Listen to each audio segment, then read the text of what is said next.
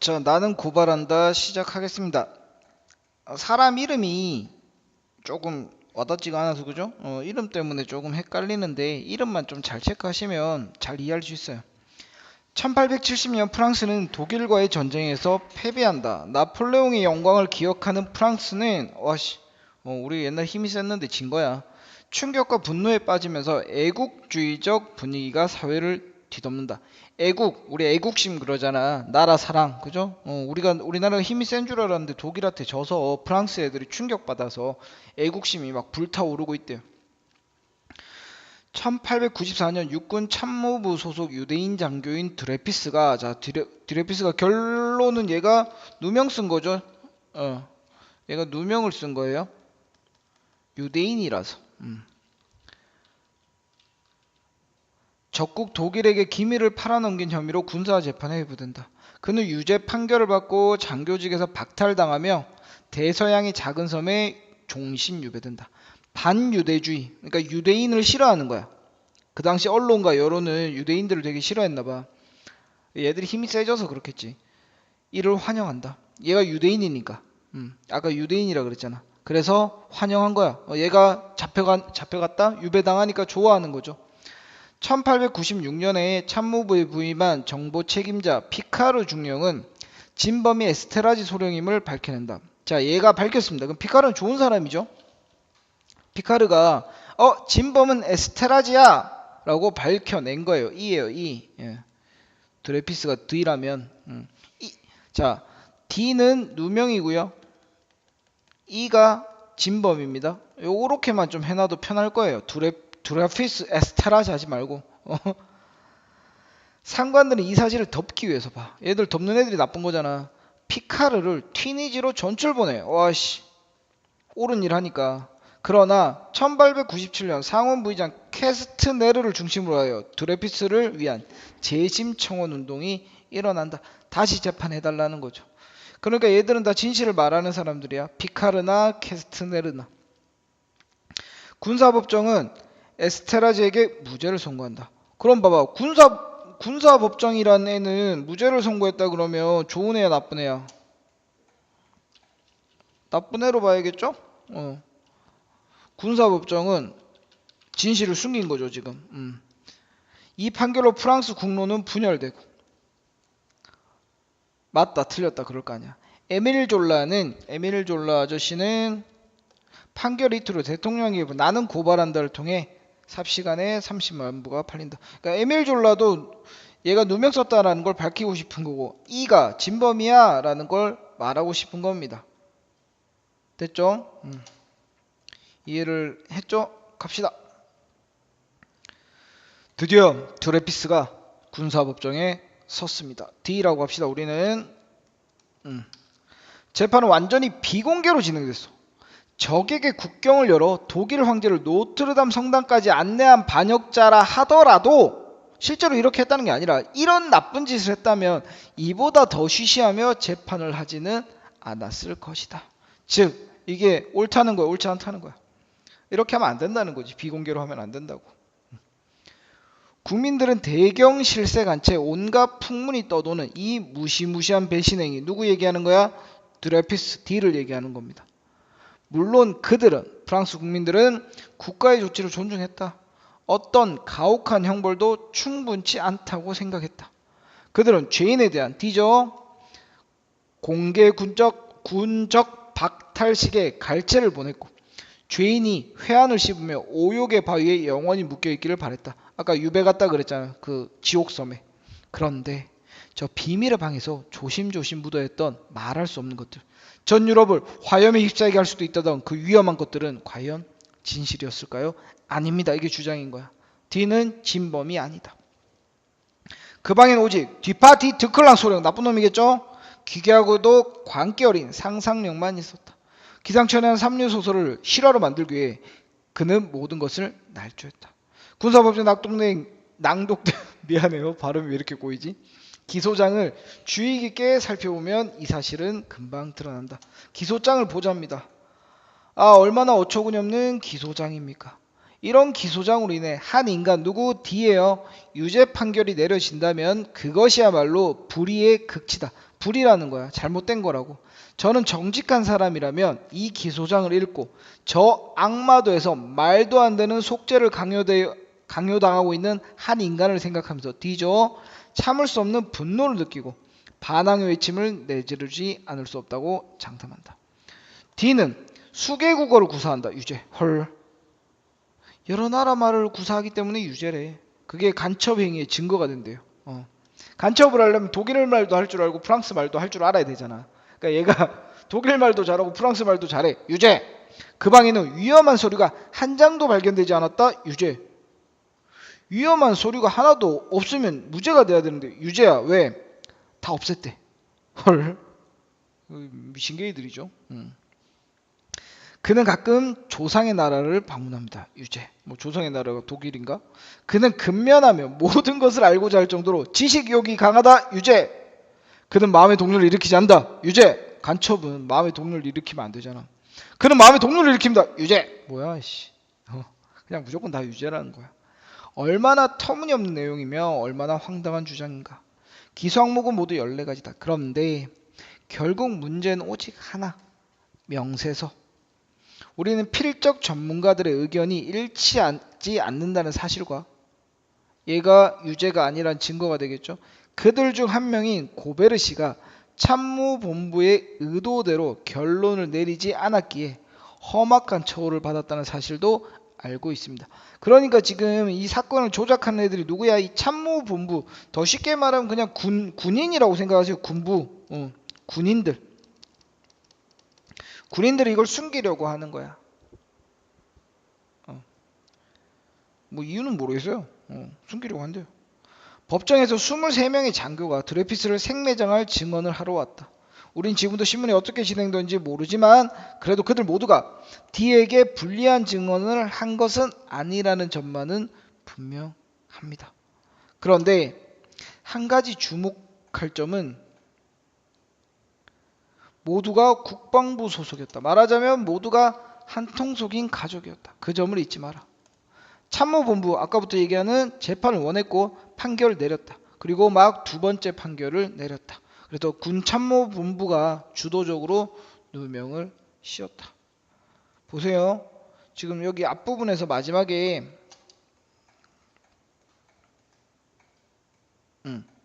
23명의 장교가 증언을 하려고 왔다. 우리도 모른다. 왜? 비밀로 진행됐다 그랬잖아. 그래도 모두 불리한 증언은 안 했을 거다. 그런데 한 가지 주목할 점은 걔들이 다 국방부 소속이었다고. 증인들이. 그러니까 군인들이 자기들한테 유리한 대로 뭔가를 했겠죠. 명세서가 유일한 증거물이었지만 필적 전문가들은 의견 일치를 보지 못했다. 당연히 무죄 판결을 내릴 것이라는 소문이 돌았다. 참모본부가 유죄를 정당화하기 위해 한 장의 기밀 서류의 존재를 주장하기 시작한 것은 바로 그때다. 필적만 가지고는 지금 안 되는 상황이라서 또 기밀 서류 하나를 꺼냈대요. 증거로. 일반에 공개할 수 없는 서류. 모든 것을 정당화해주는 기밀 서류. 우리는 경배해야 할 기밀 서류. 볼 수도 없고 알 수도 없는 전지전능한 신과 같은 기밀 서류. 비꼬는 거죠 지금. 이거 하나로 죄인을 만들었으니까. 저는 기밀 서류의 내용을 온몸으로 부인합니다. 잘못됐다고 생각한다는 거야. 한마디로 웃긴다. 그렇다. 여자들 이름으로 온갖 이 서류, 이 편지의 내용 가운데 D라는 이니셜이 있다고. 그런데 이런 편지가 선전포고 없이는 공개할 수 없는 국방 관련 기밀 서류라니요. 그러니까 별로 중요한 문서도 아니라는 거야 보니까. 그냥 어디 누가 쓴 편지 같은데 그거를 증거라고 내세우고 있으니까. 아닙니다. 아니고 말고요. 거짓이다. 아무런 양심의 가책도 없이 새빨간 거짓말을 늘어놓는 정말 가증스럽고 파렴치한 인간들. 누구? 군부들이겠죠. 그들은 국민의 감정 뒤에서. 왜? 국민들은 아까 누구 싫어한다 그랬어? 유대인 싫어한다 그랬잖아. 그리고 애국주의라 그랬죠. 그게 군인을 좋아하는 겁니다. 군인을 지지하는 거예요. 나라의 국방력이 탄탄해야 된다고 생각하니까. 독일한테 지고 나서. 그래서 군인들을 맹목적으로 믿는 거야. 정신을 왜곡하고 입을 막고 있다. 전 이보다 더 큰 국민 범죄를 본 적이 없다. 대통령 각하 바로 이렇게 해서 사법적인 오판이 저질러졌다. 드레핏의 도덕성, 부유한 환경, 범죄 동기 부재, 끝없는 무죄 외침은 뒷파티 뒷클랑 소령의 기박힌 상상력, 나쁜 놈, 그를 둘러싼 종교적 환경, 우리 시대의 불명예인 더러운 유대인 등의 희생자였음을 확신합니다. 잘못됐다는 겁니다. 자, 이제 에스테라지 사건을 보겠다. 이죠. 이번에는 진범이에요. 드레피스 D의 사건이 시작된 지 3년이 흘렀다. 양심적인 많은 사람이 그동안 고통과 불안을 느끼고 D의 무죄를 확신하게 되었다. 제가 여기서 쇠레르 캐스테르 K 얘가 청원운동, 아까 재심 청원운동 했다 그랬잖아. 의심과 확신의 연대기를 작성할 필요는 없다. 이 K라는 애가 왜 D를 다시 재심하자고 했는지 내가 여기서 말할 필요는 없지 않냐. 그까지는 안 할게. 다만 그가 이 사건을 탐구하는 동안 참모본부에서 일어난 주요 돌발 사태를 모르고 있었다는 것만은 밝혀두겠다. 상데르 대령이 사망한 후에 피카르가, 역시 아까 진범임을 밝혀낸 게 피카르라 그랬잖아. 정보국장이 되었다. 직무 수행을 하던 피는 어느 날 외국 대사관 요원이 이 소령에게 보낸 전보 엽서 한 통을 넣었다. 조사를 시작하는 것이 그의 최소한의 임무였다. 이거 군인이니까 뭐 자기가 조사해야지. 그가 상관들의 의도를 넘어 독자적으로 행동하지는 않았던 것이 분명하다. 지 혼자 한 건 아니래. 상관들의 의도는 뭐겠냐? 군인들은 지금 이게 다시 이가 진범인 게 밝혀지면 예전에 자기들이 쉬쉬했던 게 다시 알려지잖아. 그러면 안 되잖아. 그래서 사실은 위에서는 싫었을 거야. 근데 피카르란 애가 그냥 한 거죠. 근데 그게 독자적으로 한 건 아니랍니다. 왜? 공스에게도 얘기하고요. 부아테프루트도 얘기하고 메르샤트도 얘기하고 비오 장군에게도 보고를 했대. 자기 상관들한테 다 보고를 했습니다. 사람들의 입에 수없이 오르내리는 그 유명한 피카르 문서. 피카르가 만든 문서는 실은 비오 문서였다. 왜? 비오도 알았으니까. 제일 높은 사람이거든, 이 사람이. 국방부 장관이잖아. 말하자면 그 문서는 장관을 위해 부어가 작성한 문서이며 지금도 틀림없이 국방부에 보관되어 있는 문서다. 조사는 1896년 5월에서 9월까지 진행되었습니다. 여기서 특히 강조해야 할 것은 조사 결과 공스 장군이 이의 유죄를 확신했다는, 공스 이 아저씨도 유죄를 알았대. 그리고 부하대부르 B 장군과 B 장군이 명세서의 작성자가 E라는 것을 의심하지 않았다. 진실을 다 알았습니다. 높은 사람들도. P의 조사는 이런 사실을 명백히 입증했다. 충격은 엄청났다. 그죠? 군부가 조작을 한 거잖아, 사건을. 그걸 알게 된 거야. 왜냐하면 E의 유죄 선고는 필연적으로 드레피스 D의 사건의 재심을 초래하고 그것은 참모본부가 어떤 대가를 치르고서라도 막아야 했다. 이해되죠? 자기들이 옛날에 덮었으니까 이게 알려지면 안 되는 거야. 잠시 고뇌에 찬 심리적 혼란이 있었음은 분명하다. 그때만 해도 비오 장군, 이 BY는 D 사건과 아무 관련이 없었다는 사실에 주목해라. 그러니까 BY는 이때까지만 해도 D랑 아무 상관이 없잖아. 몹시 깨끗한 채로 장관직에 취임했기에 그는 충분히 진실을 밝힐 수 있어요. 왜? 얘가 덮은 게 아니잖아. 그죠? 비오는 현재 국방부 장관이고 그 나쁜 짓을 했을 때 국방부 장관이 아니기 때문에 사실은 얘는 밝힐 수 있는 입장이란 거죠. 그렇지만 여론에 대한 공포 때문에, 그리고 B 장군, 공스는 D는 아니 G라고 해야 되나? 부하 참모본부 전체를 파멸시킬지도 모른다는 걱정 때문에 그는 감히 그렇게 하지 못했습니다. 그러니까 BY가 진실을 알고 밝힐 수 있었는데 안 밝힌 거야. 왜? 여론에 대한 공포. 욕할 거 아니야. 그죠? 군대 욕할 거니까. 그리고 자기 부하들에게 문제가 생길까 봐. 한순간 자신이 군의 이익이라고 생각하는 것과 양심 사이에 갈등을 했겠죠. 하지만 그 순간이 지나자 만사 끝이었다. 당연히 끌려 들어갔다. 그러니까 그 전까지는 한패가 아니라고. 그러니까 이 사건과 사실은 관련이 없는 사람이었지만 여기서 진실을 말하지 않음으로써 사건에 끌려 들어갔습니다. 그때부터 책임은 커졌고요. 다른 사람의 책임까지 떠맡았다. 다른 사람들만큼 어쩌면 더 유죄다. 왜냐하면 그는 정의를 구현해야 할 책임자인데 아무것도 하지 않아. 높은 사람이란 겁니다. 쉽게 말해서. 높은 자리에 있는 사람이니까. 비오 장군, 부하, 공스, D가 무죄라는 사실을 안 지 1년이 지났지만 그들은 숨기는데 급급하다.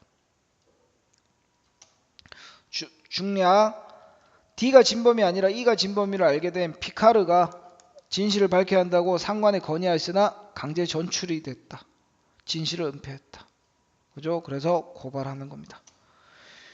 위에 고발함으로써 1881년 7월 29일 제정된 언론법 30조 및 31조에 따라 명예훼손 행위로 기소될 수 있음을 잘 알고 있습니다.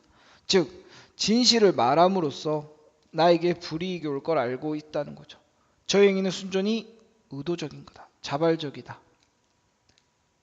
제가 고발한 사람들에 관한 한 저는 그들을 알지도 못하며 단 한 번 만난 적도 없고 원한이나 증오도 없다.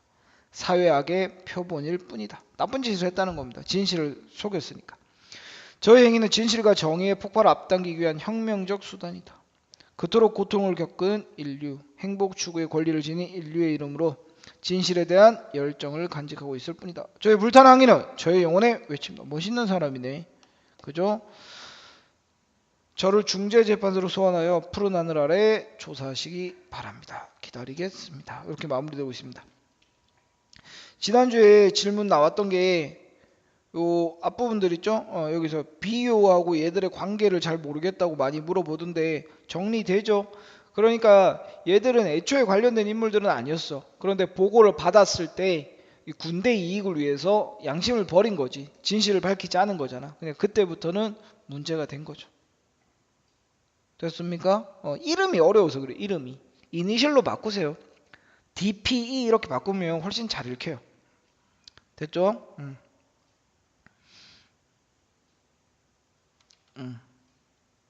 학습활동 2번에 보면요. 이거 지금 배경 나오는데 요거는 좀 볼만하네요. 독일과의 전쟁에서 패배한 직후 알자스 로렌 지방을 빼앗긴 프랑스에서는 나폴레옹 시절의 영광을 염원한 애국주의의 광풍. 대금업을 통해 금융자본가로 성장한 유대인들에 대해 프랑스가 유대인을 왜 싫어하는지 나오네요. 반유대주의. 그리고 프랑스 군대는 보수적인 성향을 띠고 있고 계급적 유대감으로 강하게 결속되어 있었다.